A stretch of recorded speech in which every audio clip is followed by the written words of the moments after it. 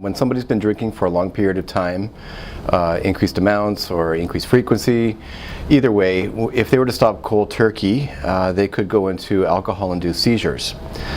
This is a stepwise approach, actually. They don't just seize immediately. In fact, there's a progression where a person can become somewhat confused, demented. They could have tremors, and they could start losing touch with reality. They could start hallucinating, seeing things that aren't there, or smelling or hearing things that aren't there. So a variety of things that progress to this. So those are dangerous in their own right. A person is at risk of further harm in those situations, but then there can be persistent seizures that can lead to death. And so it's very important for somebody not to go cold turkey. In fact, it's better to seek medical attention, and there are medications that are similar to Valium, or in that class they're called benzodiazepines, and these are only used for about 24 hours or so to get them through the worst of the withdrawal and to prevent the onset of seizures. So to summarize, yes, withdrawing from alcohol or suddenly stopping is very dangerous. It's better to seek medical attention. A short prescription for Valium or similar type benzodiazepine is helpful to prevent the onset of delirium, seizures, and death. Can alcohol withdrawal make you sick? Yes, it can. This is a noted thing that is universal pretty much in most people who abstain from alcohol. If they have not had heavy or frequent use, then perhaps they may not go into acute withdrawal. But for most people, they feel unwell. There's irritability, agitation. This can progress to tremor if it's not treated with bridging medications like Valium and similar class drugs. The tremulousness and tremors can progress onto even a seizure. Most people don't get to this situation though because they're on the bridging therapy, but that's the important part to remember with anybody who abstains or goes cold turkey from alcohol. It's important to get on the Valium or similar type class drug. The most common side effects though of withdrawal is agitation, irritability, sweats, chills, maybe some vomiting and stomach and upset, indigestion.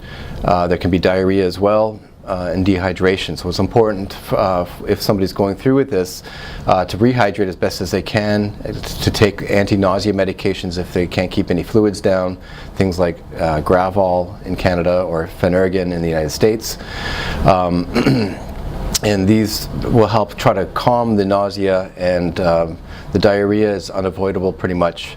Trying to get good nutrition is important as well to help prevent any complications or dehydration from the acute withdrawal. So to summarize, yes, alcohol withdrawal does make most people sick. It's variable though. At the mild end of the spectrum is agitation, irritability, sweats, chills, vomiting, diarrhea, and stomach upset. And this can progress though to confusion, tremulousness, severe agitation, potentially loss of consciousness, and in the worst case, seizure. How long does alcohol detox and alcohol rehab last?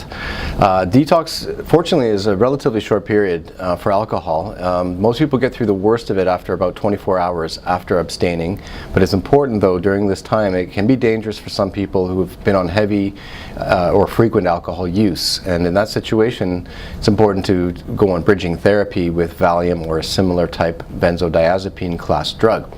That being said, the actual detox itself, like I said, lasts from 1 to 3 days.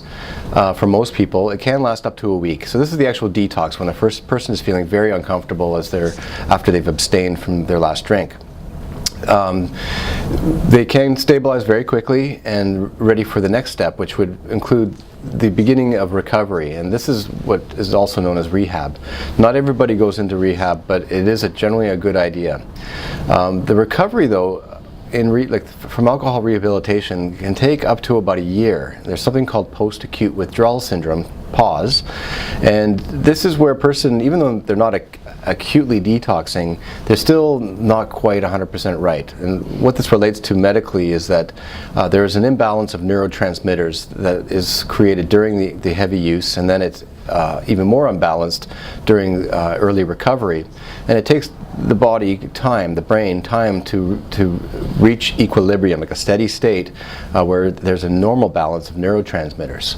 So this is reflected by odd behaviors, irritability, agitation, frustration, anger, outbursts. These things can last up to about a year. So there can be, the good news is that it does get better with time over the 1 year period, but a post-acute withdrawal is a very real thing, as it's differentiated from acute withdrawal, which is what I already discussed, which is the detox process.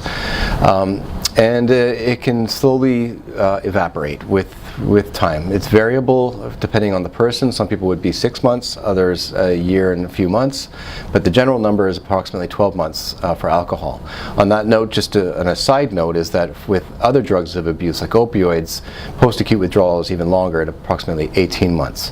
So to summarize, the acute recovery from alcohol, the acute withdrawal or detox process lasts from 1 to 3 days for most people. The long-term recovery, though, which is complicated by post-acute withdrawal syndrome, can last in general up to about 12 months.